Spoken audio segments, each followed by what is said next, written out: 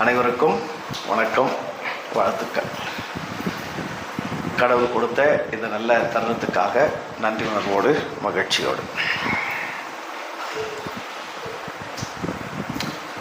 பொதுவாக மனிதர்கள் நாம்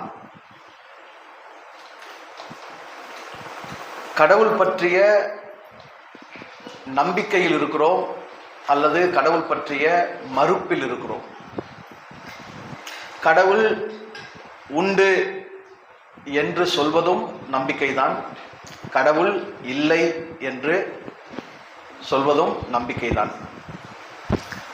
ஆனால் கடவுள் என்பது ஒவ்வொரு தனி மனிதரும் உணர்ந்து அறிய வேண்டிய ஒரு உண்மை பொருள்.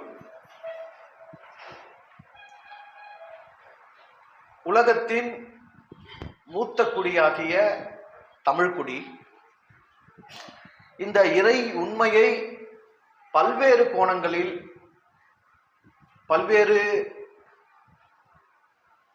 அறிவாக புரிந்து, உணர்ந்து, வகுத்து, வரையறுத்து இந்த உலகுக்கு உணர்த்தி இருக்கிறது, விளக்கி இருக்கிறது, எழுதி இருக்கிறது, ஏற்றி இருக்கிறது. இறை என்பது நாம் இதுவரை கருதி கொண்டிருக்கிற நம்முடைய கருதுதலுக்கு அப்பாற்பட்டது, நம்முடைய புரிதலுக்கு அப்பாற்பட்டது, நம்முடைய அறிவுக்கு அப்பாற்பட்டது, நம்முடைய புலன்களுக்கு அப்பாற்பட்டது. அந்த இறை ஒரு பேர் இயக்கத்தில் இருக்கிறது, பேர் ஆற்றலாக இருக்கிறது, பேர் அன்பாக இருக்கிறது, பேர் அறிவாக இருக்கிறது. அந்த இறையின் நிறைவான வெளிப்பாடுதான், முடிவான வெளிப்பாடுதான், முற்றிய வெளிப்பாடுதான் மனிதர்களாகிய நீங்களும் நானும். இறையின் நிறைவான வெளிப்பாடாகிய மனிதர்களே உண்மையான மறையாக இருக்கிறோம். நான்மறை என்பதோ, திருமறை என்பதோ, பல்வேறு மறை நூல்கள் என்பதோ இந்த உலகத்தில் இயற்றப்பட்டு புழக்கத்தில் இருந்தாலும் நேரடியாக இறையின் நிறைவில் இருந்து வெளிப்பட்டிருக்கிற உயிரினமாகிய நாம் தான் உண்மையான மறையாக இருக்கிறோம். நீ நான் என்கிற அந்த மறைக்குள்ளாகத்தான் அந்த இறையை உணர முடியும், அந்த இறையின் நிறையை நாம் அனுபவிக்க முடியும். இறை என்பது நம்முடைய கருத்துக்கும் கருதுகோளுக்கும் அறிவுக்கும் அப்பாற்பட்டு இருக்கிறது என்பதோடு மட்டுமல்லாமல் இறை தேவைகளற்றதாக இருக்கிறது என்பதை நாம் தெளிவுபடுத்திக் கொள்ள வேண்டும். இறை தேவைகளுக்கு அப்பாற்பட்டு இருப்பது மட்டுமல்ல, நம்முடைய தேவைகளோடு மட்டும் பொருந்தக்கூடியதாக இறை இல்லை என்பதை நாம் புரிந்து கொள்ள வேண்டும். இறை தேடல் என்பது, இறை நாட்டம் என்பது, இறை வணக்கம் என்பது, இறை தொழுகை என்பது மனிதர்களுக்கு எதினால் என்றால் தேவைகளுக்காகத்தான். எனக்கு நல்ல உணவு கிடைக்க வேண்டும், எனக்கு நல்ல வேலை கிடைக்க வேண்டும், எனக்கு நல்ல மனைவி கிடைக்க வேண்டும், எனக்கு நல்ல குழந்தைகள் பிறக்க வேண்டும், அந்த குழந்தைகளுக்கு நல்ல கல்வி அமைய வேண்டும், அவர்களுக்கு நல்ல சம்பளத்தில் நல்ல வேலைகள் கிடைக்க வேண்டும், அவர்களுக்கு திருமணமாக வேண்டும், அவர்கள் குழந்தைகளை பெற்றெடுக்க வேண்டும், எனக்கு வசதியாக நல்ல ஒரு வீடு வேண்டும், எனக்கு வசதியான ஒரு கார் வேண்டும், நான் நினைக்கிறதெல்லாம் எனக்கு கிடைக்க வேண்டும், என் உடல் எப்பொழுதும் ஆரோக்கியமாக இருக்க வேண்டும், என் குடும்பத்தினர் உடல்கள் ஆரோக்கியமாக இருக்க வேண்டும் என்று வாழ்வின் பல்வேறு தேவைகளோடு இயங்கிக் கொண்டிருக்கிற மனிதர்கள் அந்த தேவைகளை நிறைவேற்றும் ஒரு சக்தியாக, ஒரு தெய்வீக தன்மை நிறைந்த ஆற்றலாகத்தான் கடவுளை நாடுகிறார்கள், கடவுளை தேடுகிறார்கள், கடவுளை நோக்குகிறார்கள். ஆனால் இறை உன்னுடைய தேவைகளுக்கு உட்பட்டதும் அல்ல, தன்னுடைய தேவைகளுக்கு உன்னை ஆட்படுத்துவதும் அல்ல. ஒட்டுமொத்தமாக இறை என்பது தேவை மற்றும் சேவைகளுக்கு அப்பாற்பட்டது என்பதை உணர்ந்து கொள்ள வேண்டும். அந்த இறையின் உண்மையை, இறை அறிவை உண்மையிலேயே பெற விரும்பினால் தமிழ் இறையியலை படிக்க வேண்டும்.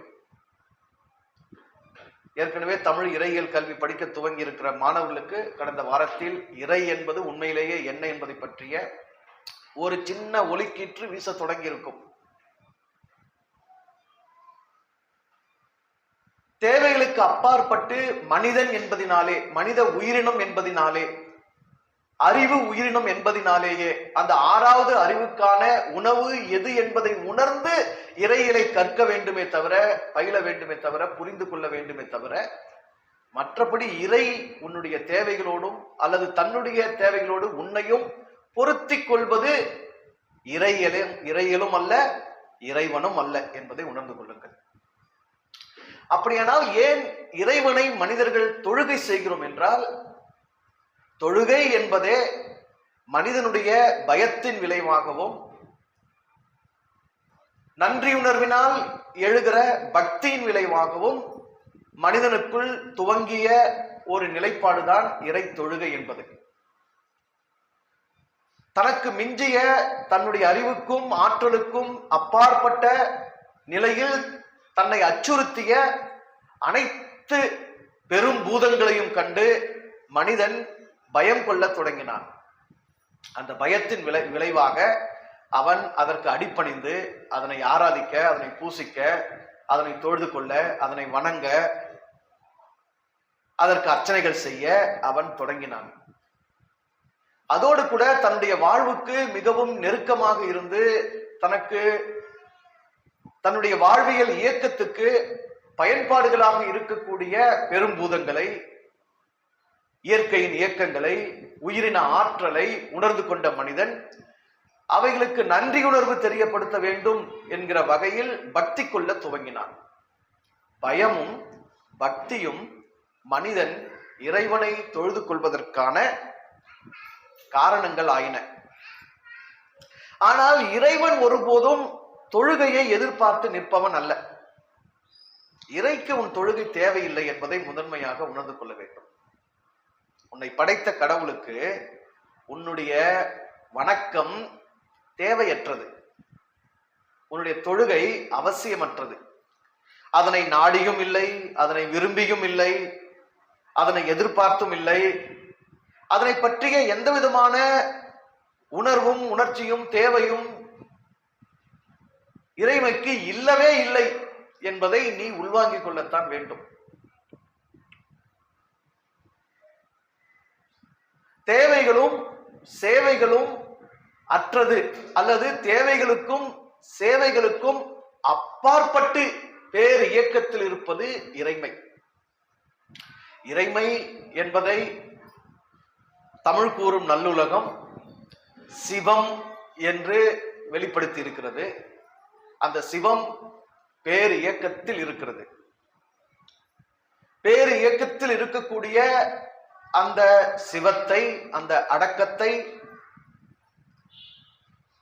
சக்தியாகிய அன்னை ஆற்றல் தனித்து ஒன்றாகிய இறைமையை பல கோடி வடிவங்களாக, பல்லுயிர்களாக படைத்துக் கொண்டே இருக்கும் நிலையில்தான் நீங்களும் நானும் ஒரு உயிரினமாக வெளிப்பட்டிருக்கிறோம்.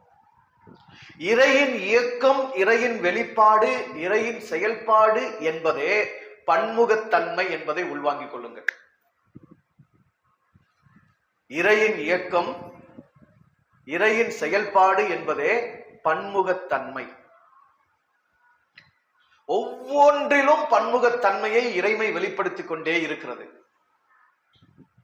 மூலம் ஒன்று, ஆனால் அந்த மூலத்திலிருந்து வெளிப்படுகிற கோலங்கள் பல. பல ஜாலங்களை அது புரிகிறது. இந்த ஞானம் என்பது இறைமையின் பெரும் பன்முக ஞானம். நீங்கள் தாவரங்களை எடுத்துக்கொள்ளுங்கள், புழுப்பூச்சிகளை எடுத்துக்கொள்ளுங்கள், நுண்ணுயிரிகளை எடுத்துக்கொள்ளுங்கள், விலங்கு பறவைகளை எடுத்துக்கொள்ளுங்கள், மனிதர்களை எடுத்துக்கொள்ளுங்கள். எத்தனை பன்முகத்தன்மையில் இந்த படைப்பு விளங்கிக் கொண்டிருக்கிறது. உங்கள் உடலையே நீங்கள் எடுத்துக்கொண்டாலும் உங்கள் உடலில் உள்ள உறுப்புகளின் பன்முகத்தன்மை,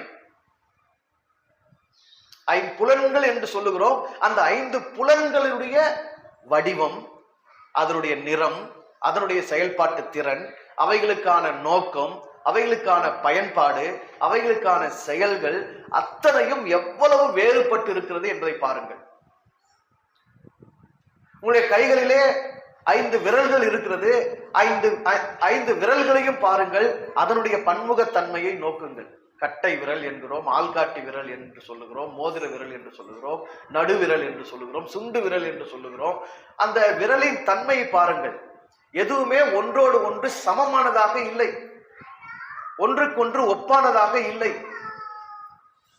உங்களுடைய 5 புலன்கள் பன்முகத்தன்மையில் இருக்கிறது, உங்களுடைய 5 விரல்கள் பன்முகத்தன்மையில் இருக்கிறது, உங்களுடைய உடலின் உறுப்புகள் பன்முகத்தன்மையில் இருக்கிறது, இந்த உலகத்தின் படைப்புகள் அத்தனையும் பன்முகத்தன்மையில் இருக்கிறது. ஆகவே இறைமை உயிரினங்கள் அனைத்தையும் ஒரே உயிரிலிருந்து அனைத்து உயிரின வடிவங்களும் வெளிப்பட்டிருந்தாலும் அந்த வடிவங்களை, அந்த வெளிப்பாடுகளை பன்முகத்தன்மையில் ஆக்கி இருப்பது என்பது இறைமையின் சிறப்பு. அந்த சிறப்பை நாம் முதன்மையாக உணர்ந்து கொள்ள வேண்டும். அந்த சிறப்போடு நாம் இருப்பதும், அந்த சிறப்பை தக்க வைத்துக் கொண்டு இயங்குவதும், அந்த சிறப்பு இயல்பிலே நாம் வாழ்வதும் தான் இறைவனுக்கு நாம் செய்யக்கூடிய உண்மையான ஏற்புடைய ஒரு தொழுகையாக இருக்கும். இறைவனுக்கு தொழுகை அவசியம் இல்லை. ஆனால் தொழுகை என்கிற ஒன்று எது என்று கேட்டால், இறைமை எப்படிப்பட்ட பன்முகத்தன்மையோடு சிறப்புகளோடு உன்னை இந்த பூமியில் படைத்திருக்கிறதோ அதுவாகவே நீ வாழும் அந்த வாழ்க்கை முறைதான் வழிபாடு.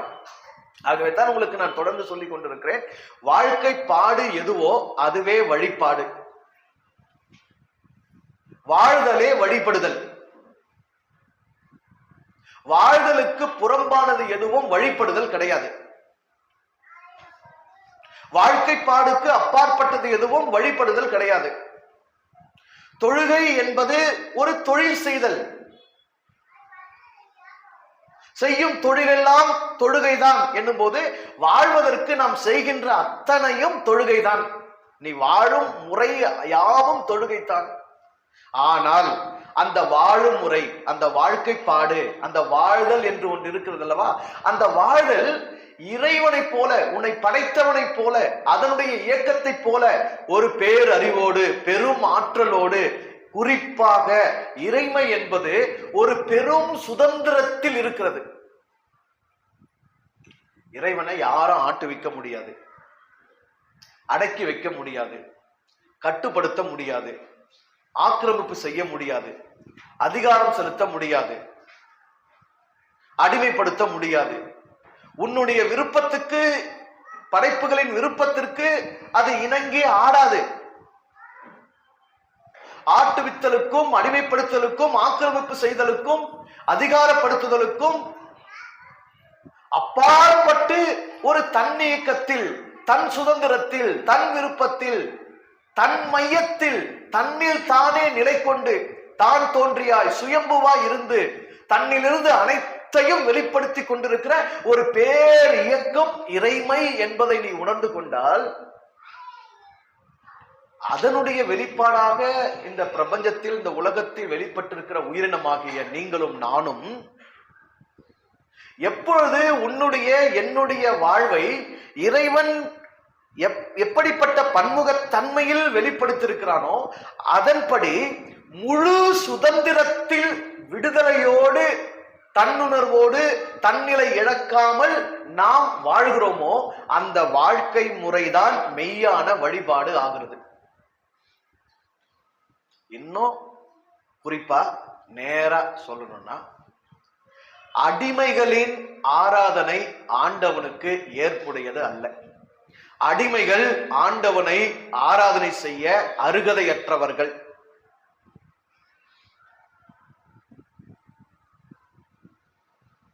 கடவுளை தொழுவதற்கு, இறை தொழுகைக்கு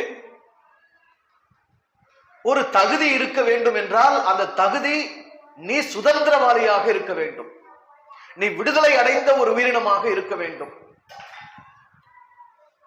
நீ அடிமைத்தனத்தில் இருந்து கொண்டு, அடிமைத்தனத்தின் நுகத்தை உன் கழுத்தின் மேல் வைத்துக் கொண்டு, நீ அடிமைத்தனத்தில் சுகம் காணுகிறவனா இருந்து கொண்டு, அடிமையாக நீ இருந்து கொண்டு உன்னுடைய ஆண்டவனை, உன்னை படைத்ததை, உன்னுடைய இறைமையை, அவன் சுதந்திரத்தில் இருக்கிறவன், அவன் பெரும் சுதந்திரவாளி.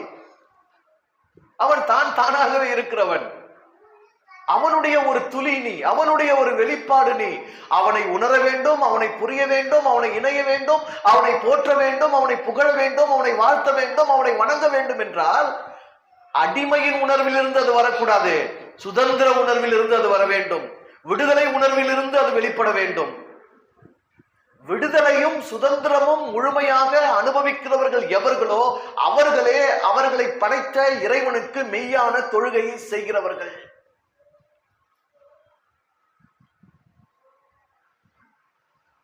பைபிளிலே, பழைய ஏற்பாட்டிலே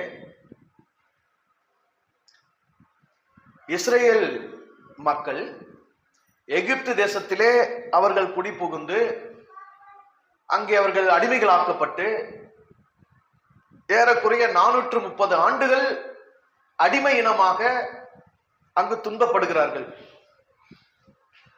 அப்போது அந்த இனத்தை சார்ந்த ஒரு மனிதன் மோசேக்கு இனப்பற்று, இன உணர்வு மேலோங்கி தன் இனத்தை விடுவிக்க வேண்டும் என்று துடிக்கிறான்.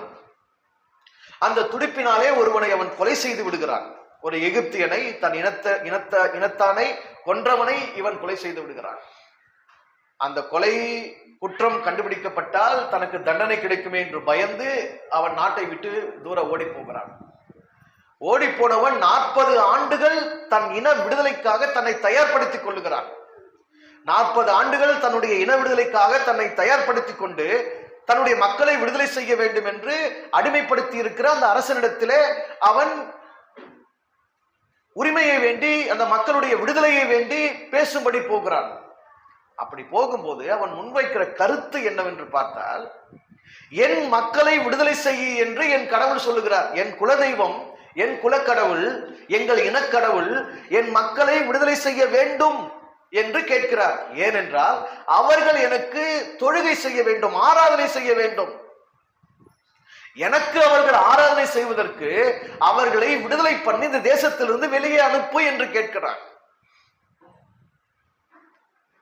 அந்த நாட்களில் மனிதர்கள் உலகம் அனைத்திற்குமான ஒரு பொது கடவுள் சிந்தனையில் வளர்ச்சி பெறவில்லை. அங்கிருந்த மனிதர்கள் அவரவர் குலதெய்வ வணக்கத்தில் தான் இருந்தார்கள். ஆனால் அந்த குலதெய்வ வணக்கத்திற்கு கூட அடிமைப்பட்டிருந்த நாட்டில், அடிமைப்பட்டிருந்த நிலையில், அடிமைத்தனத்தில் இருக்கும் போது தங்களுடைய குலதெய்வத்தை அவர்கள் வணங்கவோ ஆராதிக்கவோ அதற்கான சடங்கு முறைகளை, அர்ச்சனைகளை, பூசைகளை, வழிபாடுகளை, பலிமுறைகளை நிறைவேற்றவோ முடியாத நிலையில் அவர்கள் துன்புற்றிருந்தார்கள். அப்படி அடிமைத்தனத்தில் துன்பத்தில் இருந்த அந்த இனத்தினுடைய இறை தொழுகை ஆனந்த தொழுகையாக இராமல் அது ஒரு அபய குரலாகத்தான் இருந்தது. ஆகவே தான் அங்கு சொல்லப்படுகிறது, என்னுடைய ஜனத்தின் கூக்குரலை நான் கேட்டேன். அது அது அது ஓலமிடுதல், அது ஒப்பாரி, அது புலம்பல், அது துன்பகீதம்.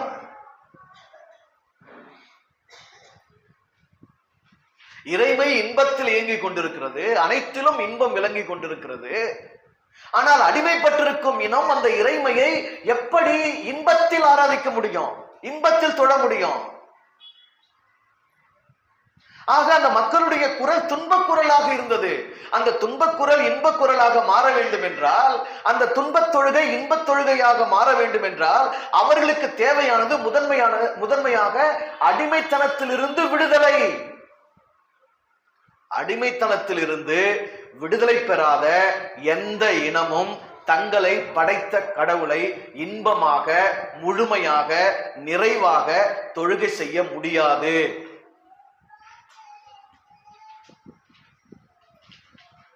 இன்றைக்கு நாம் தமிழர்கள், தமிழினம் மக்கள், நம்முடைய தொழுகை சுதந்திரத்தில் விளைந்ததா, விடுதலையில் விளைந்ததா, அல்லது அடிமைத்தனத்தில் விளைகிறதா?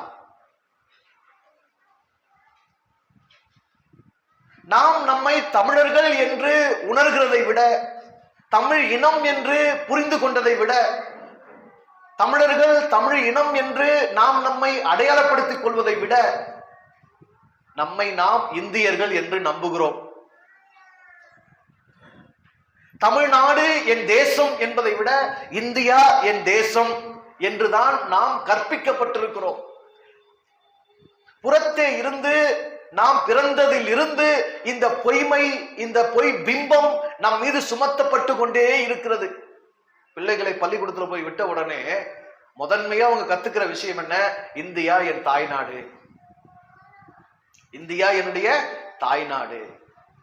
முதன்மையாக இந்தியா ஒரு நாடா என்கிற கேள்வி கேட்டால் அது முதன்மையாக ஒரு நாடே இல்லை. அது ஒரு பன்னாட்டு கூட்டமைப்பு, அது ஒரு நாடு கிடையாது, ஒரு தேசிய நாடு கிடையாது. ஏனென்றால் இந்த இந்திய பன்னாட்டு கூட்டமைப்பிலே பல்வேறு தேசிய இனங்கள் இணைந்திருக்கிறது. அதில் ஒரு தேசிய இனம் தமிழினம்.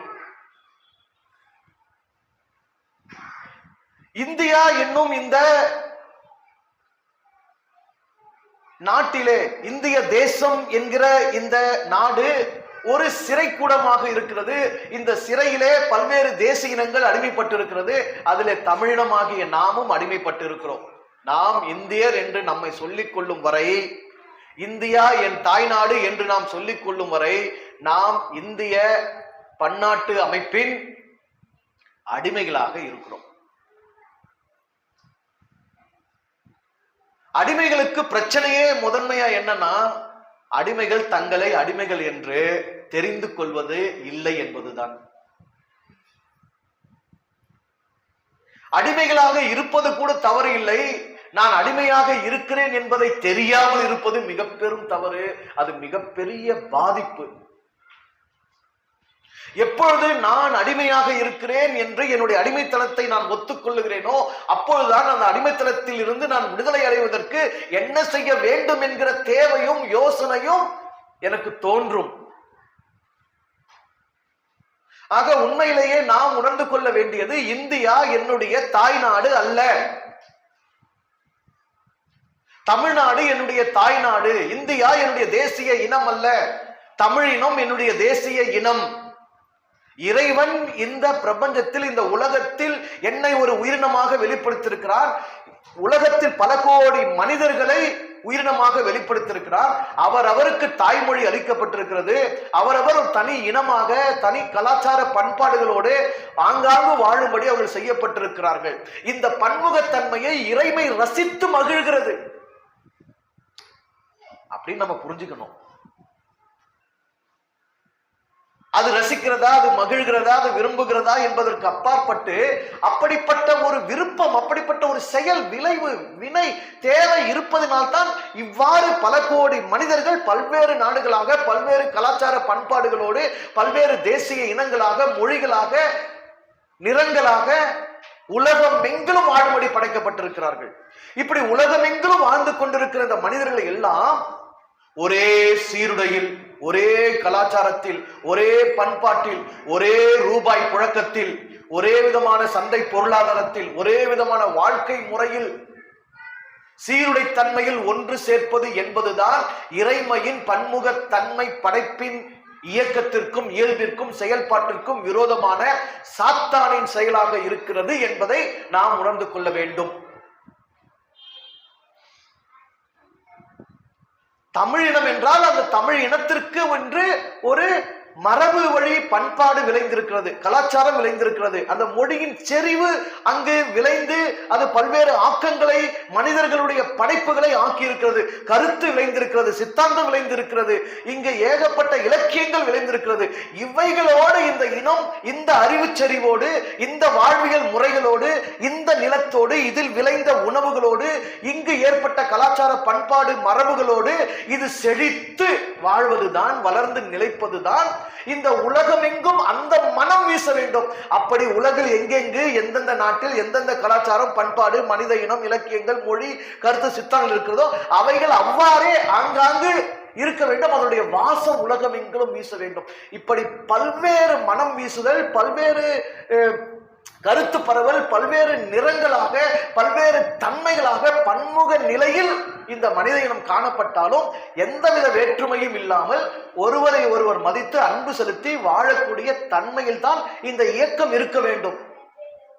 ஆனால் சமாதானப்படுத்துதல், ஒற்றுமைப்படுத்துதல், ஒன்றுபடுத்துதல் என்னும் பெயரில் ஐக்கிய நாடுகளாக்குதல் அல்லது ஒரு குடைக்கு கீழ் கொண்டு வருதல் என்னும் பெயரில் எல்லாருடைய மரபுகளையும் கலாச்சாரங்களையும் பண்பாடுகளையும் பூர்வீகங்களையும் அதனுடைய முறைமைகளையும் வாழ்வியல் செறிவையும் அறிவு செறிவுகளையும் இலக்கிய நெறிகளையும் அங்கு வளர்ந்த அனைத்தையும் அழித்துவிட்டு ஆதிக்க வர்க்கத்தின் அல்லது ஆதிக்க சக்தியின் ஏதோ ஒரு குறிப்பிட்ட பண்பாடு கலாச்சாரத்தை எல்லார் மீதும் போர்த்து விடுவது அல்ல. தமிழனாக பிறந்திருக்கிற என்னை தமிழ் இன உணர்வில், தமிழ் மொழி அறிவில், தமிழ் கலாச்சாரத்தில், தமிழ் பண்பாட்டில், தமிழ் இலக்கிய அறிவில், தமிழ் வாழ்வியல் முறையில் ஓங்கி வளர செய்வதுதான் உண்மையான கல்வி, உண்மையான வளர்ச்சி, உண்மையான வாழ்க்கை. அப்படியே எல்லா இனத்துக்கும், எந்த இனத்தையும் வேறொரு இனமா என்ன செய்ய தேவையில்லை, மாற்ற தேவையில்லை. எந்த இனத்தின் மீதும் வேறொரு கலாச்சாரத்தை வேறொரு பண்பாட்டை புகுத்த வேண்டியதில்லை. எல்லாரையும் ஒரே மாதிரி மாற்ற வேண்டிய அவசியம் இல்லை. எல்லாம் புரிஞ்சுக்கோங்க. இறைமைக்கு ஏற்ற தொழுகை என்பது நீயாகவே இருப்பது. நீ வேறு எதுவாகவும் யாராகவும் மாறாது இருப்பது. அப்படி நீ வேறு எதுவாகவோ யாராகவோ மாறுகிறாய் என்றால் நீ அதற்கு அடிமைப்பட்டாய் என்று பொருள். அடிமைகளின் ஆராதனை ஆண்டவனுக்கு ஏற்புடையது அல்ல. உன்னுடைய ஆராதனை, உன்னுடைய தொழுகை, உன்னுடைய பிறப்பு, உன்னுடைய இயல்பு, உன்னுடைய இயக்கம் உனக்கு வழங்கப்பட்டவைகளின் சுதந்திரத்தில் அமைந்திருக்க வேண்டும். அப்படிப்பட்ட தன்மையில் இந்தியன் என்று சொல்லும் போது நீ தமிழின உணர்வை இழக்கிறாய், தமிழ் தேசிய உணர்வை இழக்கிறாய். ஆக நீ இந்திய சிறையின், பொதுவெளி சிறையின் அடிமையாக உன்னை அறிவித்துக் கொள்ளுகிறாய். அடிமையின் தொழுகை ஆண்டவனுக்கு ஏற்புடையது அல்ல.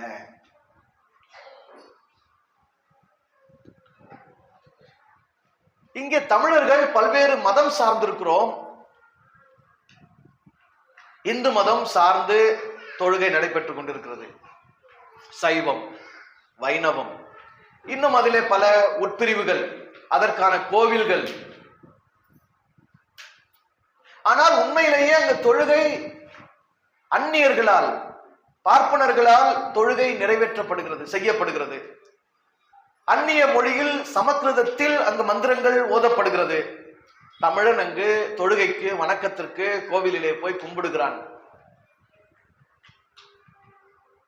கோயிலை கட்டியது தமிழன், அங்கு கடவுள் கருத்தை நிலைநாட்டியது தமிழன்.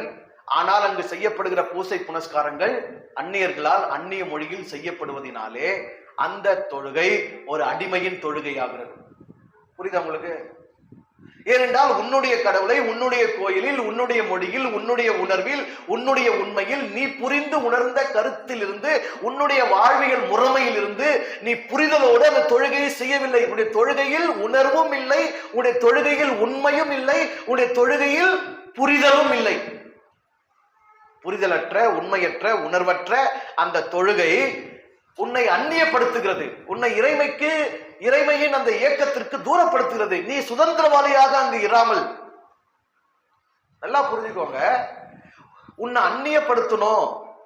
நீ சுதந்திரமாக இல்லை, நீ விடுதலையாக இல்லை, நீ அடிமை என்பதின் பொருள் என்னவென்றால், நீ எங்க இருக்கிறாயோ அங்கு செய்யப்படுகிற ஒன்று உனக்கு புரியாதபடி செய்யப்பட்டாலே நீ அங்கு அந்நியமானவன் தான்.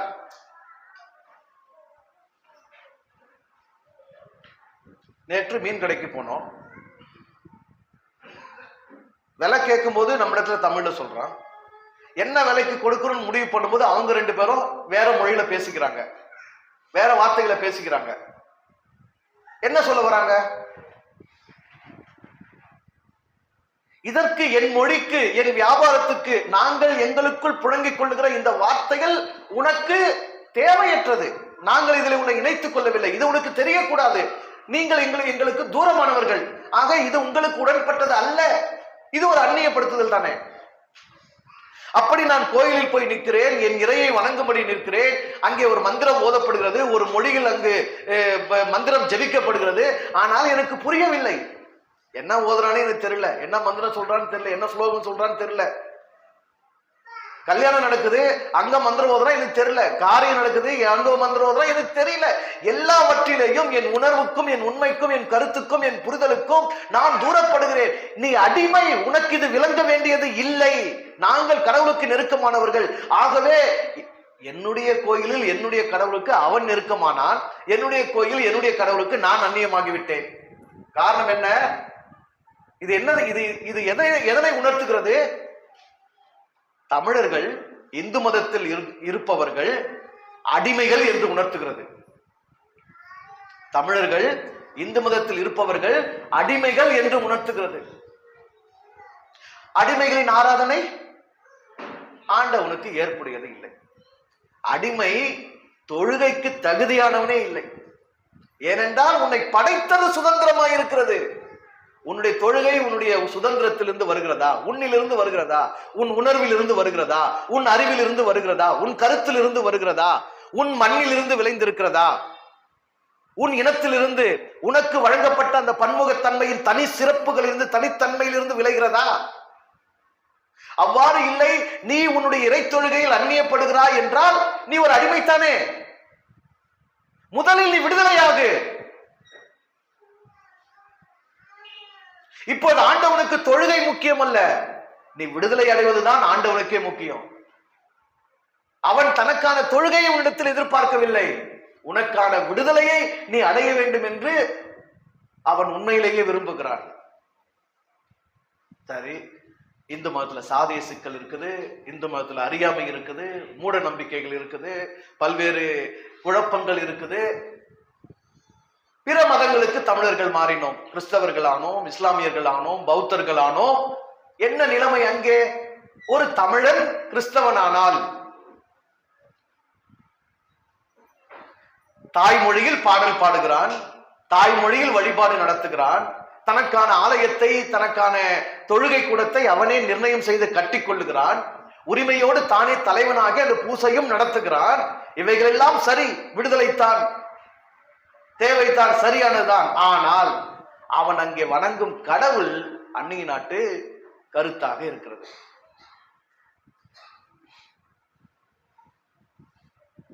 கிறிஸ்தவர்கள் யெகோவா, எல் ஷடாய்,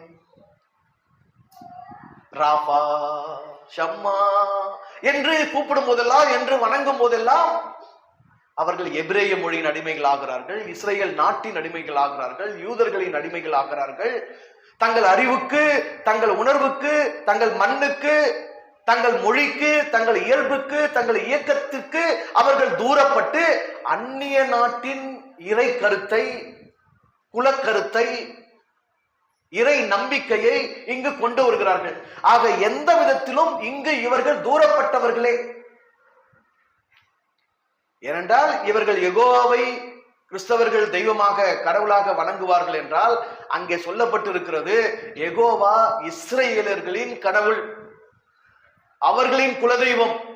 இஸ்ரேலர்கள் அவர்களுக்கு சேஷ்ட புத்திரன். அதுதான் எகிப்திலே அங்கு சொல்லப்படுகிறது, என்னுடைய குமாரன், என்னுடைய சேஷ்ட புத்திரன், என்னை வணங்கும்படி அவனை வெளியே அனுப்பு என்று எகிப்திலே போய் மோசே கேட்கிறான்.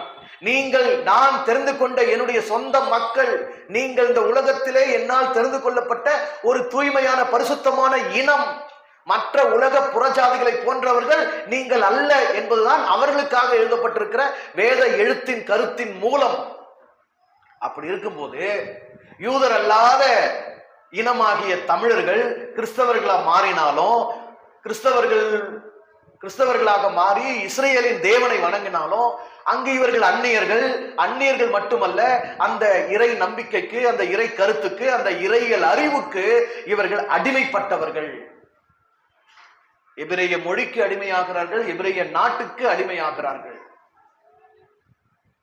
சரி, இயேசுவின் வழியாக வணங்குகிறோம். இயேசு என்பவரும் இந்த புவியிலே வாழ்ந்த போது அவரை பற்றி எழுதியிருக்கிற நற்செய்தி நூல்களிலே ஒரு இடத்தில் கூட உலகம் அனைத்திற்கும் நான் வந்தேன் என்று எங்கேயும் அவர் தன்னுடைய வாயால் குறிப்பிட்டதாக கருத்தே இல்லை.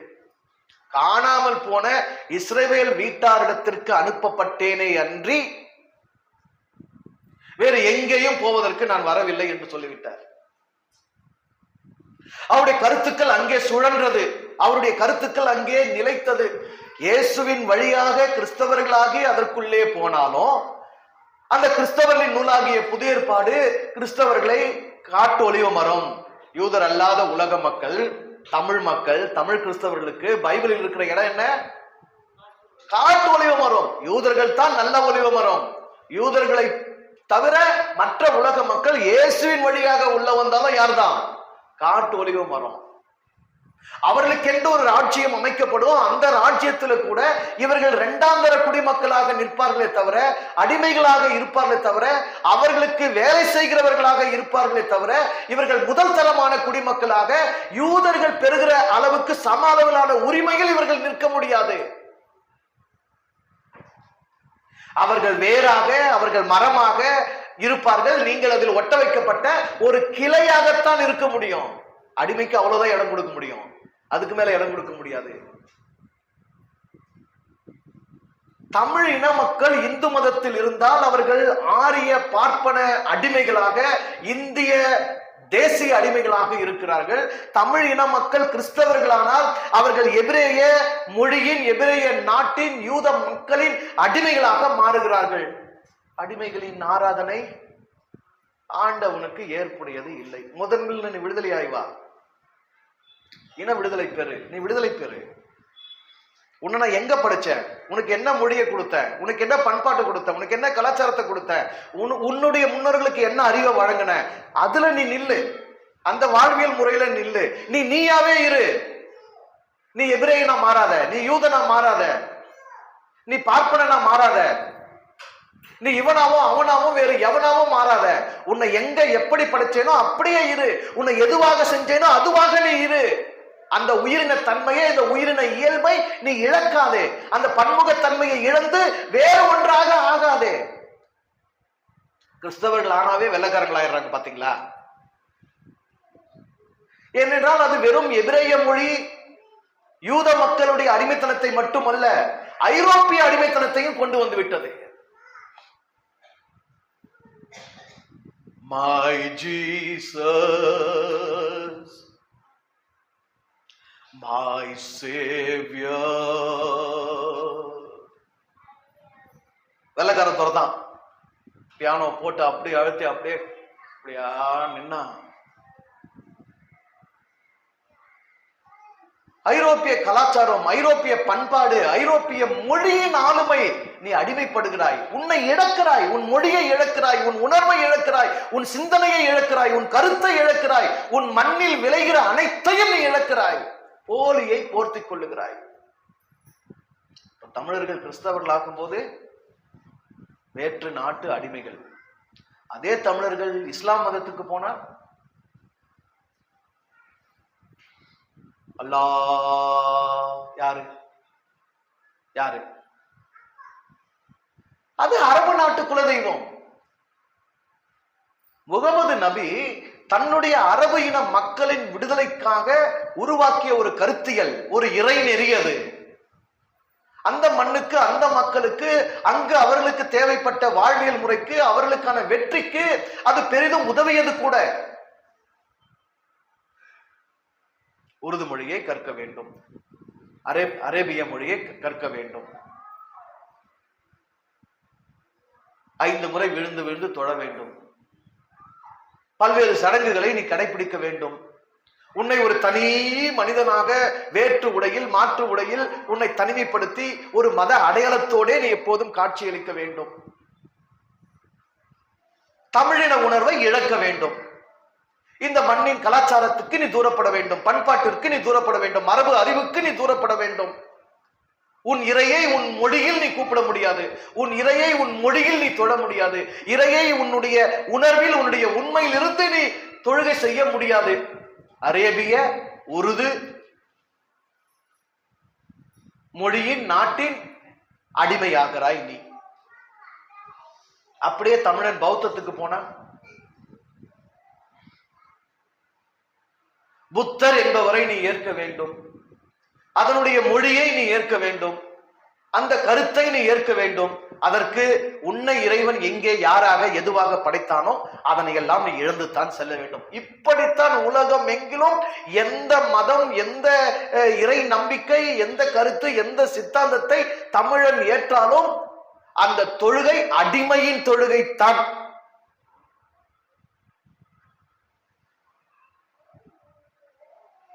பிதாவை எங்கும் தொழுது கொள்ளும் காலம் வரும். அது இப்பொழுதே வந்திருக்கிறது. அப்படி தொழுது கொள்ளுகிறவர்கள் அவரை ஆவையோடும் உண்மையோடும் தொழுது கொள்வார்கள். உன்னுடைய தொழுகைக்கு தேவை உண்மை, உணர்வு. உன்னுடைய தொழுகை எப்படி இருக்கணும்? உன்னுடைய உண்மையிலிருந்து வரணும், உன்னுடைய உணர்விலிருந்து வரணும். நீ எங்க இருக்கிறியோ அங்க, நீ யாரா படைக்கப்பட்டியோ அவராவே, நீ எந்த இனமா படைக்கப்பட்டியோ அந்த இனமாவே, உனக்கு என்ன தாய்மொழி வழங்கப்பட்டதோ அந்த தாய்மொழியிலேயே. உள்ளம் பெருங்கோயில் ஊன் உடம்பு ஆலயம், வல்லல் பிராணாருக்கு வாய் கோபுரவாசல், தெல்ல தெளிந்தாருக்கு ஜீவன் சிவலிங்கம், கள்ள புலனைந்தும் காலா மணிவிளக்கே. இருக்கும் இடம் தேடி இல்லாத இடமெல்லாம் தேடி அலைகிறாயே, உடம்பை முன்னமே இழுக்கென்று அறிந்தேன், உடம்பில் உத்தமன் குடியிருக்க கண்டு கொண்டேன். உன்னுடைய கடவுள் உன்னை படைத்தவன் உன்னுள் இருக்கிறான். உன்னுள் இருக்கிறான் என்றால் என்ன?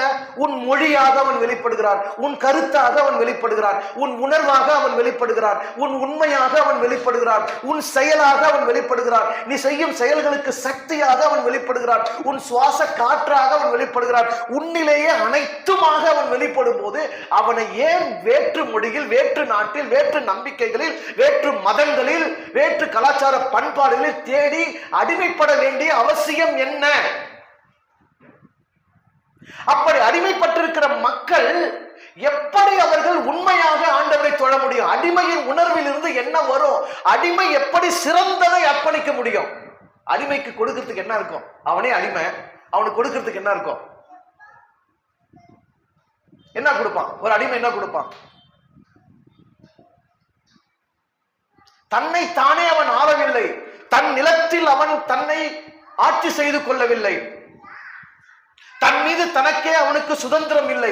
தன்னுடைய உணர்வோடும் தன்னுடைய உண்மையோடும் தன்னுடைய வாழ்வியலையும் தற்காத்துக் கொண்டு அவன் வாழவில்லை என்னும் போது, அப்படிப்பட்ட அடிமை அவனிலிருந்து விளைகிற ஆன்மீக கருத்துக்கள், அவனிலிருந்து விளைகிற ஆராதனை முறைமைகள், அவனிலிருந்து வெளிவருகிற தொழுகையின் சிந்தனைகள் என்ன கொடுக்கும்? என்ன விளையும்?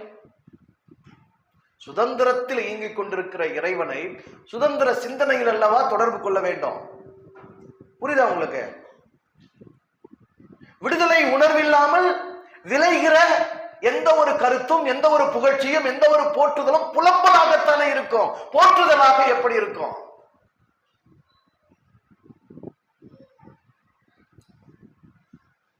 மனிதர்களின் தொழுகை வேறு, மதங்களின் தொழுகை வேறு.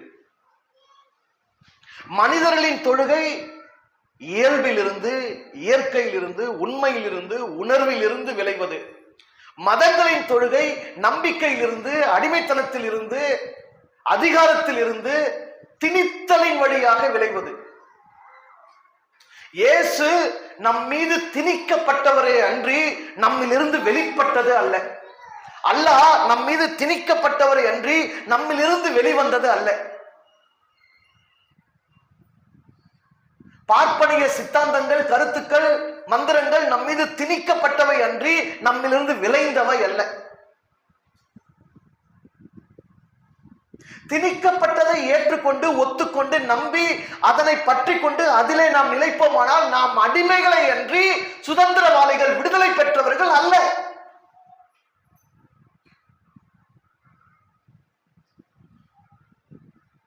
தாய் தந்தையை மாற்றிக்கொள்ள முடியாது. நீ இந்த தாய் தந்தைக்கு பிறந்தாய் என்றால் அந்த தாய் தந்தைக்கு தான் நீ பிறந்தாய், அவர்கள் தான் உன் தாய் தந்தை. அதை என்றுமே மாற்ற முடியாது. அப்படி உன்னுடைய தாய் நிலத்தை, தாய் இனத்தை, தாய் மொழியை நீ என்ன செய்து கொள்ள முடியாது? மாற்றிக்கொள்ள முடியாது. உன் இறைவன் அதில் தான் இருக்கிறான். உன் இறைவனின் வெளிப்படுத்துதல்கள் அதில் தான் இருக்கிறது. உன் இறைவனின் உண்மைகள் அதில் தான் உனக்கு உணர்த்தப்படுகிறது. உன் இறைவன் அந்த வாழ்வியல் முறையில் தான் உன்னில் இருந்து இயங்கிக் கொண்டிருக்கின்றான். கிறிஸ்தவனா மாறி தமிழ் இனத்தின், தமிழ் மரபின், தமிழ் கலாச்சார பண்பாட்டின், தமிழ் இறை நெறியின் அத்தனை செறிவையும் நான் இழக்க வேண்டுமா? நீதான் சிந்திக்கணும். இஸ்லாமியனா மாறி அனைத்தையும் நான் இழக்க வேண்டுமா? பௌத்தனாய் மாறி நான் அனைத்தையும் இழக்க வேண்டுமா? இந்துவாய் மாறி நான் அனைத்தையும் இழக்க வேண்டுமா? இந்து மதம் தமிழனின் மதம் அல்ல, கிறிஸ்தவ மதம் தமிழனின் மதம் அல்ல, தமிழனிலிருந்து விளைந்தவை அல்ல. இஸ்லாம் மதம் தமிழனிலிருந்து விளைந்த மதம் அல்ல. அது உன்னுடைய மண்ணுக்கும், உன்னுடைய இனத்துக்கும், உன்னுடைய உணர்வுக்கும், உன்னுடைய உண்மைக்கும், உன்னுடைய நிலத்திற்கும் இங்க விளைகிற அனைத்திற்கும் அப்பாற்பட்டது. அதனால தான் உண்மையா தொடர்பு பட முடியல, நெருக்கமாக முடியல. அடிமையா தூரமே அந்நியமே நிக்கிற, எவ்வளவு கிட்ட போனாலும் நெருக்கமாக முடியல, என்ன செஞ்சாலும் நெருக்கமாக முடியல.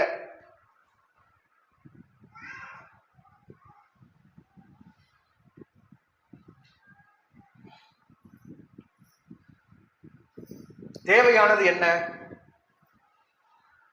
உனக்கான விடுதலை தான் தேவை. உன்னுடைய அடிமைத்தனத்தை நீ முறித்துக் கொள்ள வேண்டும். கடவுள் எங்கும் இறங்கி அடிமைத்தனத்தில் இருக்கிற மக்களை விடுதலை செய்தது இல்லை. கடவுளுக்கு அப்படி ஒரு தேவை இல்லை. நல்லா புரிஞ்சுக்கோங்க, கடவுளுக்கு அப்படி ஒரு தேவையே இல்லை. ஆனால் வேதங்களை எப்படி எழுதினார்கள், வேதங்களை உனக்குள்ளும் எனக்குள்ளும் மதங்கள் வழியாக எப்படி திணித்தார்கள் என்றால், யதா யதா தர்ம, என்ன எங்கெல்லாம் எப்போதெல்லாம் அதர்மம் தலைவிரித்து ஆடுகிறதோ அங்கெல்லாம் அப்பொழுதெல்லாம்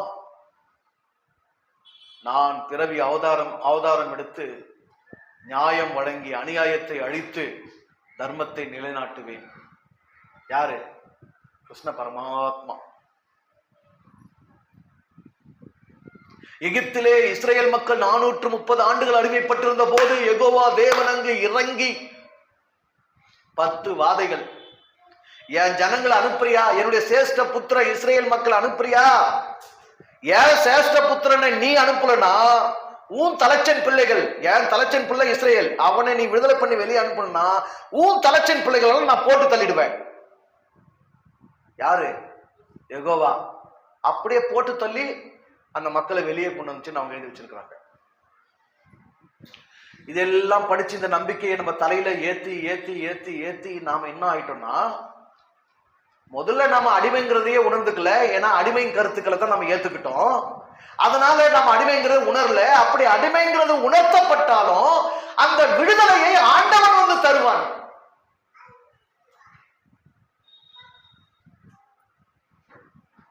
எட்நூறு ஆண்டுகளுக்கு மேலாக அடிமைப்பட்டிருக்கிற இந்த தமிழ் இனத்தை விடுதலையாக்க கிருஷ்ண பரமாத்மா வருவாரா? யெகோவா திராவிடர்களின் தலைச்சன் பிள்ளைகளை எல்லாம் சங்கரித்து, ஆரியர்களின் தலைச்சன் பிள்ளைகள் எல்லாம் சங்கரித்து தமிழ் இன தவ புதல்வர்களை விடுதலை செய்வாரா? கல்கி அவதாரம் வருமா? மேசியாவின் 2ஆம் வருகை வருமா? எதுவாக வந்து இறைவன் இந்த இனத்தை விடுதலை செய்ய போகிறார்? யார் நமக்கு விடுதலை கொடுப்பார்கள்? ஒண்ணு இல்லைங்க, உங்க உடம்ப பாருங்க. நுண்ணுயிர்களின் தொகுப்பு தான் இந்த உடம்பு. நுண்ணுயிர்கள் தான் உள்ள உங்களுடைய இயக்கத்துக்கு வேலை செஞ்சுட்டு இருக்குது. அப்படியே வெளியே புறத்தே இருந்து நுண்ணுயிர்கள் உள்ள போகுது. அதுல தேவையற்ற உடம்புக்கு கெடுதலை விளைவிக்கக்கூடிய, கெடுதல் கிடையாது, பொருந்தாத, இப்படி வச்சுக்கலாம், பொருந்தாத நுண்ணுயிர்கள் உள்ள போகும்போது உள்ள இருக்கக்கூடிய நுண்ணுயிர்கள் ஒரு எதிர்ப்பு சக்தியோடு என்ன செய்யுது? போராடுது. அப்படிதானே? இந்த சிஸ்டம், இந்த அமைப்பு, இந்த இயக்கம் இயல்பாவே அப்படிதான் செய்யப்பட்டிருக்கிறது. நுண்ணுயிர்கள் உடலுக்கு நன்மை விளைவிக்கிறதுக்காக உள்ள இருக்குது. வெளியே இருந்து நுண்ணுயிர்கள் வந்து உடலுக்கு பொருந்தாத நிலையில் கெடுதலை விளைவிக்குமானால் அதை எதிர்த்து எது போராடுது? எது போராடுது? நுண்ணுயிர்கள் தான் போராடுது. அவ்வளவுதானே? பாக்டீரியாவை எதிர்த்து எது போராடுது? பாக்டீரியா போராடுது. அதுதான் நோய் எதிர்ப்பு சக்தின்னு சொல்றோம். அது உடலில் இயல்பாக இயற்கையாகவே அமைக்கப்பட்டிருக்கிறது. நீங்கள் மனிதர்கள் அறிவு உயிரினம், ஆண்டவனின் நிறைவான வெளிப்பாட்டின் முற்றான முடிவான ஒரு உயிரினம். இந்த உயிரினம் ஆண்டவனை போன்ற நிலையில் எங்கே, யாராக, எந்த மொழியில், எந்த பண்பாட்டு கலாச்சாரத்தில், எந்த தாய் நிலத்தில் நீங்கள் படைக்கப்பட்டீர்களோ அங்கே நீங்கள் விடுதலையாக சுதந்திரமாக உங்கள் அறிவுச்செறிவு, உங்கள் மரபுகளை வளர்த்தெடுத்து நீங்கள் ஆனந்தமாக நிறைவாக வாழ்ந்து அந்த மனத்தை நீங்கள் உலகமெல்லாம் பரவ செய்ய வேண்டும் என்பதுதான் இறை சித்தம். அதற்காகத்தான் தமிழினமாக தமிழ்நாட்டில் இங்கே நீங்கள் வைக்கப்பட்டு இருக்கிறீர்கள். இப்ப இந்த நிலத்துல வேறொரு மனித கூட்டம் வந்து உங்களை அடிமைப்படுத்தவோ, ஆக்கிரமிப்பு செய்யவோ, உங்க நிலத்தை பிடுங்கவோ, உங்க அரசியலை கையில் எடுக்கவோ, உங்களை அழிக்கவோ முற்பட்டால் எதிர்த்து போராட வேண்டிய குணம் யாருக்கு இருக்க வேண்டும்? ஒரு நுண்ணுயிரிக்கு அந்த அறிவு இருக்குது. ஒரு நுண்ணுயிர் அதை இடைவிடாமல் செய்து கொண்டிருப்பதனால் தானே நீ உன்னுடைய உடல் நலமாக இருக்கிறது. நோய் எதிர்ப்பு சக்தி உனக்கு செயல்படலன்னா என்ன ஆகுறது? உன் உடம்பு கெட்டு போது இல்ல. அப்போ உன்னுடைய போர் குணமும் உன்னுடைய அறகுணமும் உன்னுடைய எதிர்ப்பு குணமும் உன் நிலத்தை நீ ஒன்னும் தீமையை வன்முறையை கையில் எடுக்கல. உன் நிலத்தை நீ தற்காத்துக் கொள்ள வேண்டும், உன் இனத்தை நீ தற்காத்துக் கொள்ள வேண்டும், உன் மொழியை நீ தற்காத்துக் கொள்ள வேண்டும், உன் மரபுகளை, உன் அறிவை, உன் கலாச்சாரத்தை, உன் இலக்கியங்களை, உன் இறை அறிவை நீ தக்க வைத்துக் கொள்ள வேண்டும் என்பதற்காக அதற்கு எதிராக வருகிற ஒரு உயிரின கூட்டம், மனித கூட்டம், அது யாராக இருந்தாலும் அதை எதிர்க்கத்தானே வேண்டும். அதை நீயும் நானும் தானே செய்ய வேண்டும். இது மனித கடமை அன்றி இது இறை கடமை அல்ல. இறைவன் எந்த ஒரு நாட்டிலும் எந்த ஒரு மனித இனத்தினுடைய அடிமைத்தனத்திலும் நுழைந்து தான் செயலாற்றி விடுதலை அளிப்பது இல்லை. இதுவரை அளித்தது இல்லை, இனிமேலும் அளிக்கப் போவது இல்லை. நீயும் நானும் தான் அந்த உணர்வை பெற வேண்டும். நீயும் நானும் தான் அது இயல்பான கடமையாகவே இருக்க வேண்டும். உனக்கே தெரியாம நடக்கணும். உள்ள நுண்ணுயிரிகள் நோய் எதிர்ப்பு சக்தியோட வெளியே இருந்து போற நுண்ணுயிரோட போராடுறது உனக்கு தெரியுதா? உன் அறிவுக்கு தெரிஞ்சு நடக்குதா? அது எப்படி நடக்குது? இயல்பாகவே நடக்குதானே? அப்படி இயல்பாகவே நடந்திருக்க வேண்டும். அப்படி இயல்பாகவே உனக்கு இருக்க வேண்டிய அந்த போராட்ட குணம், போர் குணத்தோடு நீ செய்யக்கூடிய போராட்டம், அறநெறியோடு நீ செய்ய வேண்டிய அறப்போராட்டம் அனைத்தையும் அறுத்தெறிந்து உன்னை அடிமைத்தனத்தில் நிலைப்படுவதற்கு செய்யப்பட்ட செயற்கை உருவாக்கங்கள், கருவிகள் தான் மதங்களும் மதத்தின் நம்பிக்கைகளும். அது என்ன சொல்கிறது? நீ அடிமைப்பட்ட சரி, கடவுள் வந்து காப்பாத்துவான், நீ காத்திரு, நீ வேண்டுதல் பண்ண. அதான் சொல்லிட்ட, கடவுள் தனக்கு தேவையும் சேவையும் அற்றவன், உன்னுடைய தேவைக்கும் உன்னுடைய சேவைக்கும் அப்பாற்பட்டவன். அவன் வந்து எப்படி உங்களை விடுதலை ஆக்குவான்? விடுதலை அடையாத நிலையில் நீ உன்னை படைத்த கடவுளை உன் மண் வாசத்தோடு, உன் மொழி வாசத்தோடு, உன் பண்பாடு கலாச்சார வாசத்தோடு, உன் உண்மையோடு, உன்னுடைய உணர்வோடு எப்படி உன்னால் தொழ முடியும்? அபய குரலை எழுப்பி நிற்கலாம், ஆண்டவனே எங்களை காப்பாத்து, கடவுளே எங்களை காப்பாத்து என்று புலம்பிக் கொண்டிருக்கலாம், கத்தி கொண்டிருக்கலாம், கூப்பாடு போட்டுக் கொண்டிருக்கலாம். அரோகரா என்பதும் ஒரு கூப்பாடுதான், அல்லேலூயா என்பதும் ஒரு கூப்பாடுதான், அல்லாஹு அக்பர் என்பதும் ஒரு கூப்பாடுதான். அவைகள் எதில்? புத்தம் சரணம் கச்சாமி, சங்கம் சரணம் கச்சாமி, அதுவும் என்னதான்? கூப்பாடுதான். உண்மையும் இல்லை, உணர்வும் இல்லை, கருத்தும் இல்லை, மொழியும் இல்லை. இறை தொழுகை என்பது உடல் தன்னிச்சையா எப்படி பசிய உணர்தோ, தாகத்தை உணர்தோ, தூக்கத்தை உணர்தோ, காமத்தை உணர்தோ, உழைப்பு செய்தோ, இயக்கத்தில் இருக்கிறதோ, அப்படி இயல்பாக உன் வாழ்வியல் முறைமைகள் எதுவோ அதுவே வழிபாடு, அதுவே வாழ்க்கைப்பாடே வழிபாடு. அதனால்தான் வாழ்க்கைப்பாடே வழிபாடு என்கிறேன். அந்த வாழ்க்கைப்பாடு எப்படி இருக்கணும்? போலியா இருக்கக்கூடாது, வேற ஒருத்தர் காப்பி அடிச்சுதான் இருக்கக்கூடாது, வேற மொழி சார்ந்து, வேற பண்பாடு, வேற கலாச்சாரத்தை நான் என் மேல போர்த்திக்கிறதா இருக்கக்கூடாது. அது நான் எங்கே படைக்கப்பட்டேனோ அங்கே உடையதா இருக்க வேண்டும்.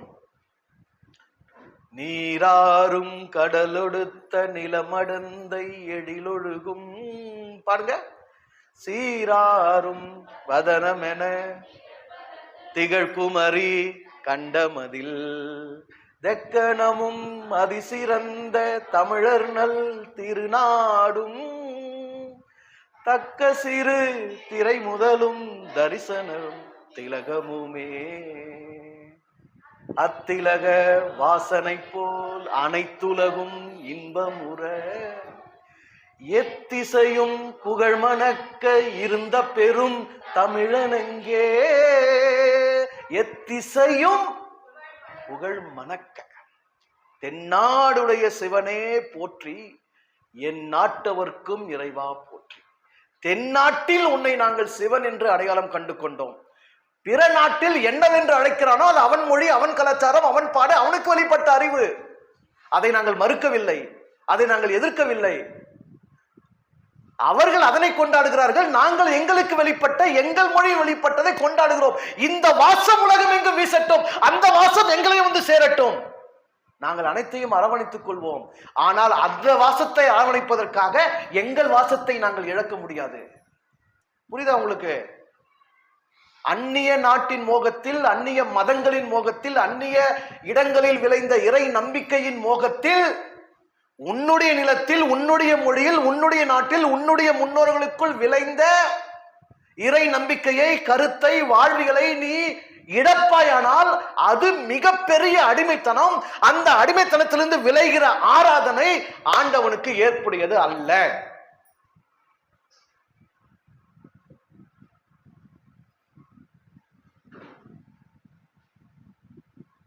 என்ன ஆண்டவன் ஒரு ஆணா படைச்சிருந்தா நான் ஏன் ஒரு பெண்ணா இருக்க முயற்சி பண்ணணும்? என்ன இறைவன் ஒரு பெண்ணா படைச்சிருந்தா நான் ஏன் ஒரு ஆணா இருக்க முயற்சி பண்ணணும்? அந்த முயற்சி தேவையற்றது தானே, எதிரானது தானே, சாத்தான்துவம் தானே.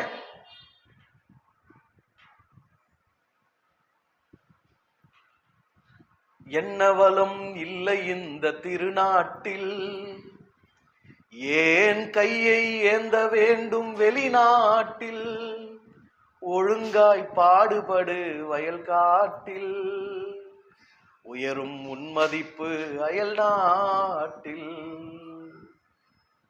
சொல்லுங்க, என்ன வளத்தை உன் மொழியில் இறைவன் அருளவில்லை? என்ன அறிவு செறிவை உன் இலக்கியத்தில் இறைவன் வழங்கவில்லை? என்ன மரபியல் வாழ்வியலை உன்னுடைய நிலத்தில் இறைவன் வழங்கவில்லை? உன் நிலம், உன் பொழுது உனக்கு போதாதா? உன் மொழி, உன் வளம் உனக்கு போதாதா? அதில் விளங்கும் ஆண்டவனை நீ ஆராதிக்க முடியாதா? அதில் விளங்கும் இறைமையில் நீ மகிழ, நெகிழ, தொழுகை செய்ய, அந்த தொழுகையை ஆனந்த தொழுகையாக நீ கொண்டாட உனக்கு போதாதா?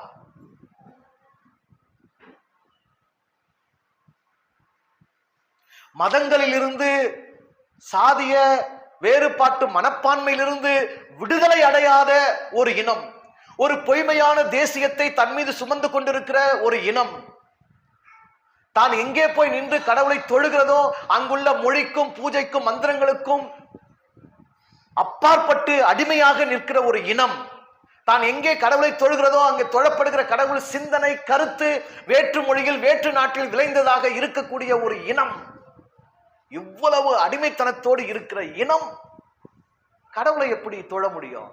அந்த தொழுகையில் என்ன உண்மை இருக்கும்? அந்த தொழுகையில் என்ன விதமான உணர்வு இருக்கும்? அடிமை உணர்வு இருக்குமா? சுதந்திர உணர்வு இருக்குமா? உண்மை இருக்குமா? மாய்மாலம் பொய்மை இருக்குமா?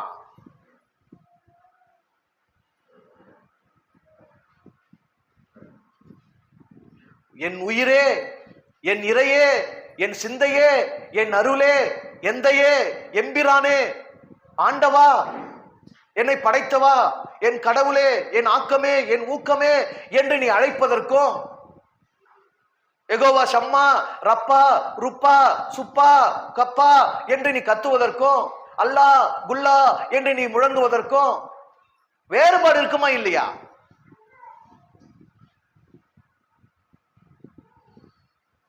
உன் மனைவி தானே உன் மனைவி, உன் தாய் தானே உன் தாய், உன் வீடு தானே உன் வீடு, உன் நிலம் தானே உன் நிலம். யாதும் ஊரே ஆகலாம், யாவரும் கேளிராகலாம்.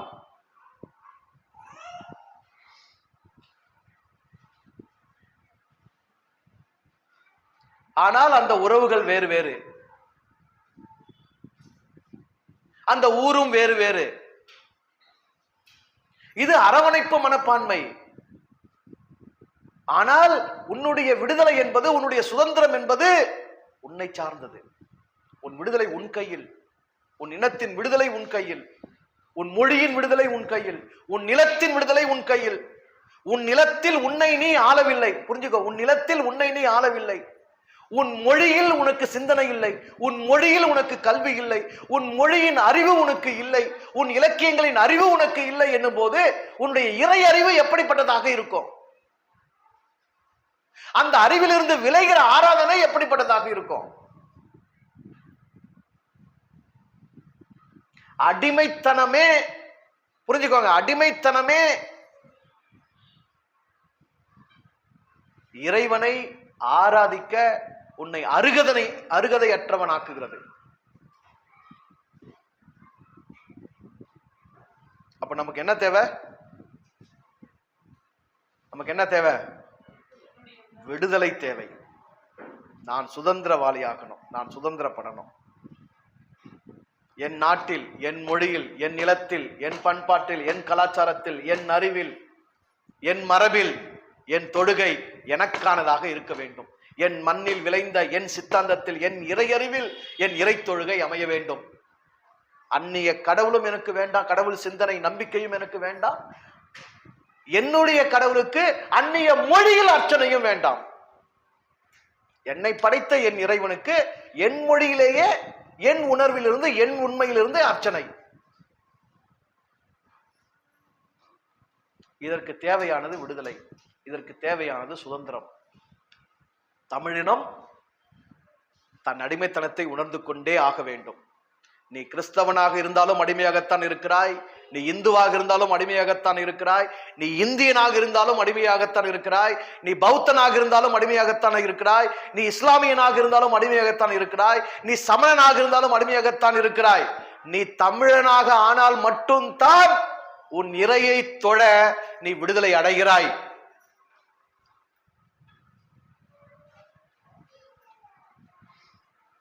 அந்த இன உணர்வுக்கும் அந்த இன மீட்சிக்கும்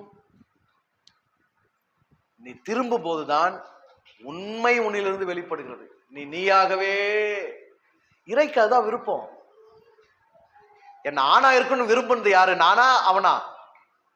உன்னை பெண்ணா இருக்க விரும்புனது யாரு? நீயா அவனா? அப்ப அவன் விருப்பத்தில் நிலைப்பது தானே அவனுக்குரிய தொழுகை. அவனுக்கு எதிராக போராடுறது அவனுக்குரிய தொழுகை. நீ தமிழ்நாட்டில் தமிழனாக இரு என்று தமிழ் தாய்க்கும் தந்தைக்கும் என்ன படைச்சிட்ட பிறகு நான் ஒரு ஐரோப்பியனா, ஒரு எபிரேயனா, ஒரு யூதனா மாற முயற்சிக்கிறது கடவுளுக்கு எதிரான சாத்தான் செய்கிற வேலையா, இல்ல கடவுள் மகன் செய்கிற வேலையா? இயேசுநாதர் கூற்றுப்படியே பாருங்க, இந்த கல்லை அப்பமாகும்படி செய்யணும் போது முடியாது. கல்லு கல்லாவே இருக்கட்டும், அப்பா அப்பமா இருக்கட்டும், கல் எதுக்கு அப்பமா மாத்தணும்? அப்ப இறைவன் எதை எதற்காக படைத்தானோ அதுவாகவே இருக்க பார்ப்பது தானே இறை மகனுடைய சித்தாந்தம்.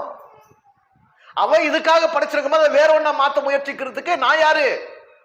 அதை யார் செய்வான்? இறை மகன் செய்வானா, சாத்தான் செய்வானா? மதங்கள் அத்தனையும் மனிதத்தை அழித்து, மனிதத்தின் பன்முக தன்மைகளை அழித்து, இறைவனின் சித்தத்திற்கும் விருப்பத்துக்கும் படைப்பு இயல்புக்கும் எதிராக மனிதர்களை வேற்றுப்படுத்துகிற, மாற்றுகிற, அடிமைப்படுத்துகிற சாத்தான் துவன்தான் அனைத்து மதங்களும். மதங்களிலிருந்து விடுதலை என்பதுதான் உண்மையிலேயே சாத்தானின் பிடியில் இருந்து விடுதலை. விடுதலை அடைய வேண்டுமா இல்லையா? விளங்குதா இல்லையா உங்களுக்கு? புரிஞ்சுக்கோங்க, புரிஞ்சுக்க முயற்சி பண்ணுங்க. இறை தொழுகை என்பது சுதந்திர உணர்விலும் விடுதலையின் வாழ்வியல் முறையிலும் வெளிப்படுவது. நீ வாழ்வதே அப்படி விடுதலையோடு சுதந்திரமா உன் சொந்த கருத்துல, உன் சொந்த மொழியில, உன் சொந்த நிலத்துல, உன் சொந்த சாப்பாடை சாப்பிட்டு, உன் சொந்த உடையை உடுத்தி, உன் மரபுகளை, உன் அறிவை வளர்த்து நீ இன்பமா வாழ்வ பத்தியா?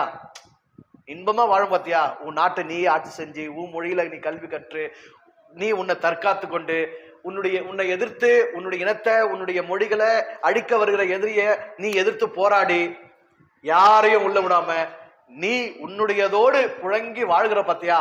அந்த வாழ்வியலே வழிபாடு. அதை தாண்டி நீ வேற எதுவும் புதுசா தனியா செய்ய வேண்டியதே இல்லை. பாட்டு பாட வேண்டியதில்லை, போற்ற வேண்டியதில்லை, புகழ வேண்டியதில்லை. அப்படி போற்றுற புகழனா அதுவும் உனக்காக தான். இறைவா நீ நல்லவன் சொன்னேன்னா அவன் திருப்பி உனக்கு என்ன சொல்லுவான்? நீ நல்லா இருறாதான் எனக்கு வேணும். இறைவா நீ வல்லவன் அப்படின்னு சொன்னேன்னா அவன் என்ன சொல்லுவான்? நீ உன்னுடைய உனக்கு நான் வழங்கியதை எவனும் புடுங்காதபடி எதிர்த்து போராடக்கூடிய வல்லவனா இருறா, அதுதான் சொல்லுவான். அதை உணர்ந்துக்கிறதுக்காக நம்ம அவனை போற்றுகிறோம். புரியுதா உங்களுக்கு? உள்வாங்கிக்கங்க, நல்லா யோசிங்க, புரிஞ்சுக்கோங்க. அந்த விடுதலை உணர்வை விரும்புங்க, விடுதலையை விரும்புங்க. இறைவா எனக்கு நீ எதையெல்லாம் கொடுத்தாயோ அதிலே அப்படியே நான் வாழ வேண்டும்.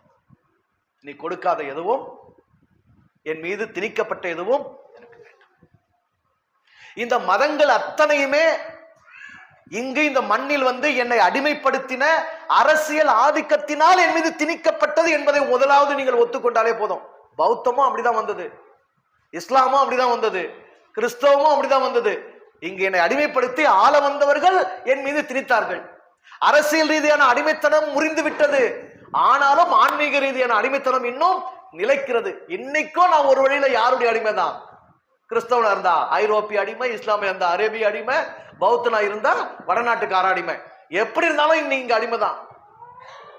முறித்துக்கொள், அந்த நுகத்தை தூக்கி போட்டு உன்னை விடுதலை செய்து கொள். உன்னுடைய விடுதலையை நீதான் செய்ய முடியும், நீதான் உன்னை உணர வேண்டும். உணர்ந்து கொள்ளுங்கள். நல்லா இருங்க, சந்தோஷமா இருங்க. வாழ்த்துக்கள்.